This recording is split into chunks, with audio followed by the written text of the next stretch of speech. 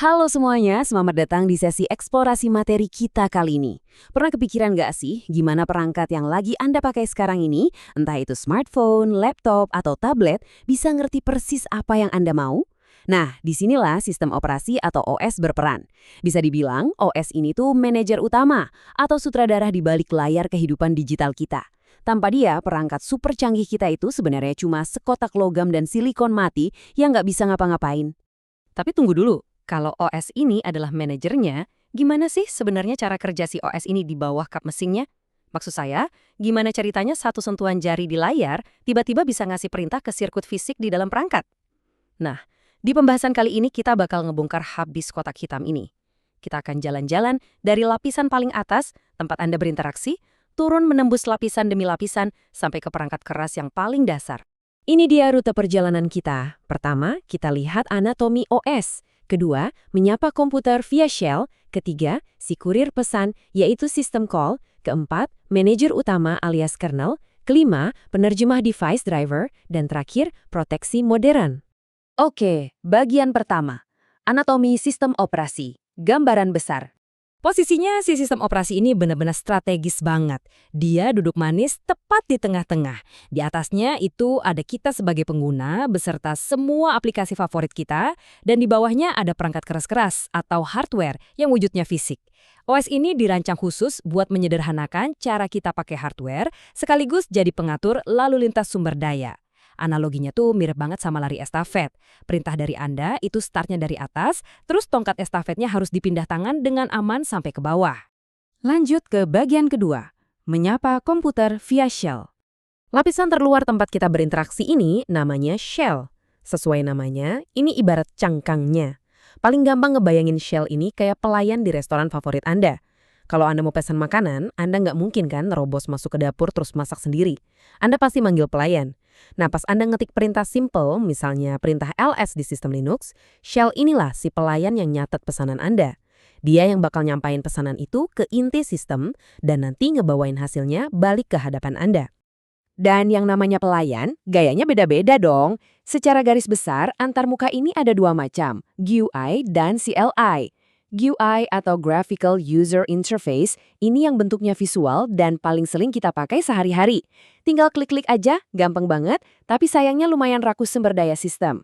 Terus di sisi lain ada CLI atau Command Line. Tampilannya ya cuma teks biasa gitu aja, tapi jangan salah, CLI ini super ringan dan jauh lebih powerful. Nggak heran kalau para admin sistem itu cinta mati sama yang namanya CLI. Bagian ketiga, System Call, sang kurir pesan. Nah, tongkat estafet kita sekarang nyampe ke sistem call. Ini dia kurir pesan kita yang terkenal sangat ketat. Ada satu aturan main yang benar-benar nggak bisa dilanggar di sini. Aplikasi Anda sama sekali nggak diizinkan nyentuh hardware secara langsung. Benar-benar dilarang keras. Sistem call ini satu-satunya jalur resmi. Balik lagi ke analogi restoran tadi, sistem call ini semacam tiket pesanan resmi buat masuk ke dapur. Tanpa tiket ini, aplikasi nggak bisa dapat memori, nggak bisa buka file, dan jelas nggak bisa pakai perangkat apapun. Biar lebih kebayang, kita ambil contoh nyata deh. Misal, Anda lagi mau buka sebuah dokumen. Aplikasi yang Anda pakai itu nggak bisa main comot aja filenya di hard drive. Dia harus pakai sistem call, kayak perintah open, read, atau write kalau di Linux. Jadi aplikasinya minta tolong dengan sangat sopan, lalu inti sistem yang jalan ngambilin file itu dengan aman dari penyimpanan, dan baru deh datanya dikirim balik ke aplikasi Anda. Rapi dan aman banget kan prosesnya? Sekarang kita masuk ke bagian keempat yang super penting. Kernel, manajer utama. Yap, kita udah sampai di kernel. Ini dia bos besarnya, inti sesungguhnya dari sebuah sistem operasi. Kalau OS kita ibaratkan sebagai jajaran manajemen, maka kernel ini adalah CEO-nya. Dialah yang punya akses buat turun tangan langsung ke hardware. Kernel inilah yang mutusin aplikasi mana yang boleh pakai CPU duluan, yang ngatur jatah RAM dan memori virtual, yang ngelola penyimpanan data, sampai yang megang kendali hak akses keamanan sistem. Semuanya bermuara di sini. Dan sama halnya kayak CEO di dunia nyata, tiap kernel punya gaya manajemen yang beda-beda loh. Ada yang namanya monolitik kernel, kayak Linux, di mana semua layanan sistem itu ditumpuk jadi satu kesatuan besar sehingga kerjanya cepet banget. Terus, ada mikrokernel yang dibikin seminimalis mungkin di bagian intinya. Nah, yang menarik, sistem operasi yang paling sering kita pakai kayak Windows atau Mac OS itu malah pakai hybrid kernel, alias gabungan dari keduanya. Terus, gimana dengan Android? Ternyata Android itu aslinya bergantung pada Linux kernel yang udah dimodifikasi sedemikian rupa sama Google supaya tetap stabil buat perangkat seluler Anda. Lanjut ke bagian kelima, device driver, penerjemah perangkat keras. Kita oper lagi tongkat estafetnya ke bagian spesialis, yaitu device driver. Kenapa kita butuh dia? Bayangin gini, kernel mungkin ngasih perintah, tolong cetak dokumen ini. Tapi perintah si bos ini sama sekali nggak ada artinya buat printer merek A atau kartu grafis merek B kalau nggak ada yang nerjemahin bahasanya. Nah, driver inilah perangkat lunak yang menjembatani OS dengan bahasa spesifik dari masing-masing hardware tersebut supaya instruksinya nyambung.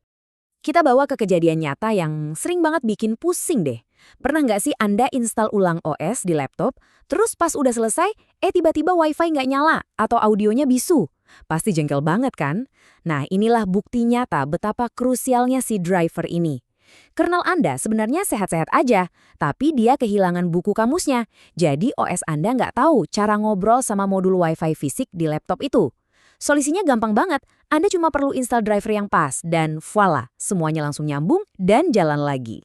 Terakhir, bagian keenam, proteksi dan tantangan modern. Sampai di sini, Anda mungkin mikir, kok ribet banget sih pakai banyak lapisan dan penjaga gerbang segala? Jawabannya simple, demi kelangsungan hidup komputer Anda sendiri.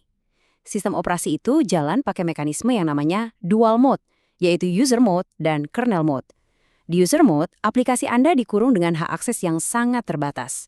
Sedangkan di kernel mode, aksesnya dibuka penuh tanpa batas. Kenapa harus begini?